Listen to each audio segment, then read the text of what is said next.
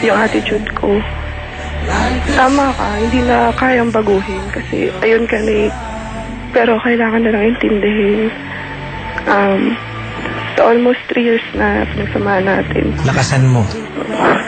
Sa almost 3 years na pinagsamahan natin, alam ko mas marami yung mahirap kaysa sa masaya. Pero kagaya pa rin ng dati, sinasabi ko sa'yo na okay lang sa akin kahit mahirap. Basta kasama mo.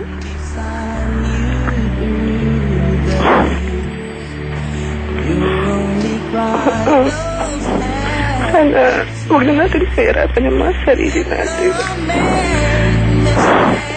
Alam ko mahal mo pa din ako, kaya lang yung pride mo yung umihirap. Tsaka yung mga yung pag-aalinlangan. Hindi porkit naging successful ako, kinalimutan na kita. Ginawa ko yun, ginalingan ko para sa atin. Lagi ko sinasabi, lahat ng ginagawa ko na sa ating dalawa. I'll be there for better words. Sana makapagsimula ulit tayo kagaya lahat ng dati ng mga away natin. Dapat mas matatag na tayo ngayon kasi sobrang dami ng pagsubok naman sa atin. Pero nandito pa din tayo kahit madaming kumukontra, kahit madaming may ayaw, kahit madaming difficulties, kahit ang layo-layo.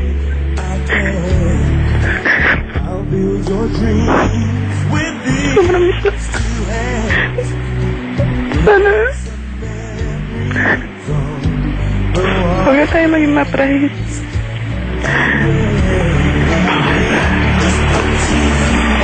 Tsaka huwag tayong sumuko kasi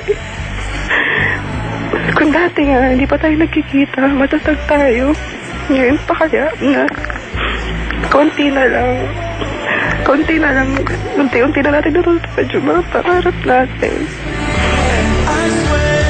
Gagawin ko pa rin lahat para sa'yo. Paglalaban pa rin kita. Sana paglaban mo din ako.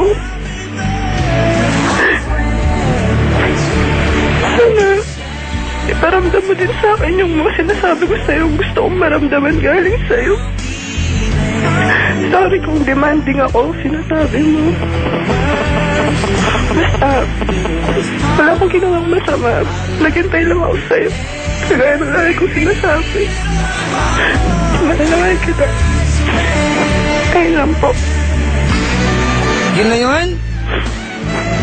I know, Lorna, that you're really hurt right now.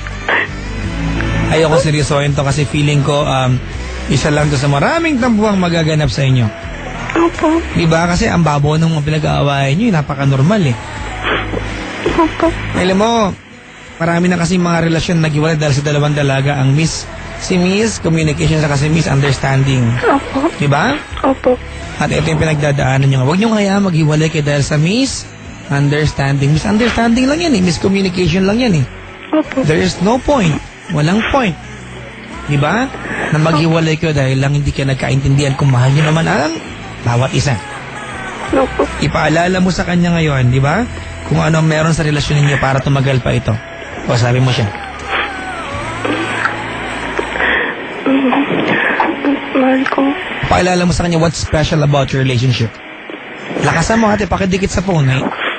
Special kasi yung mga bagay na hindi natin inakalang magagawa natin, nagawa natin.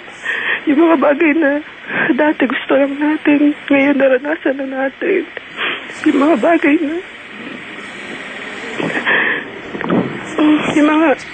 na sa simpleng relasyon ang hirap abutin. Pero lahat nagawa natin. Kasi Papa Jack, hindi pa talaga siya nakakaharap sa parents ko. Isa pa yan. Tama nyo na yan. Humarap na kayo sa magulang ninyo. Opo. Diba?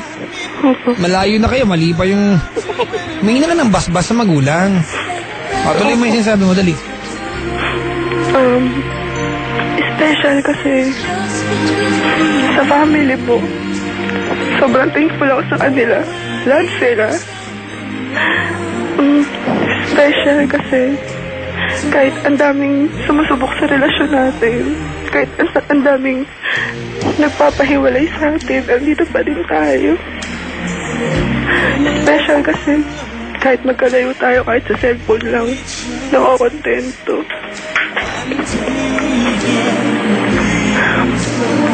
Special lahat ng oras na kasama kita. Ayun lang po. Alright. Lorna, Opo. maraming salamat sa pagtawag sa akin. Ito na, this is the piece that I want to tell you, okay? Opo.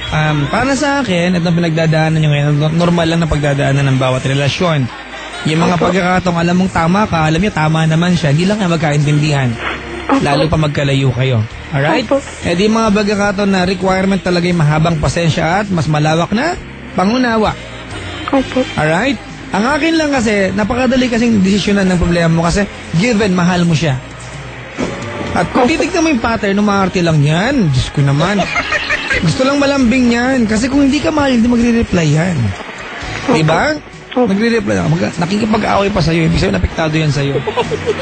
Alright? Opo. Oo. Ganito minsan kasi, lumalaking away the way we respond. Halimbawa, nag-aaway kayo. Diba? And we become, diba, all of a sudden, we become defensive. Laki lalo away. Opo. Diba? Bakit di mo subukan na mag-sorry? Alam mo, hindi naman importante kung sino tama, kung sino mali. Diba?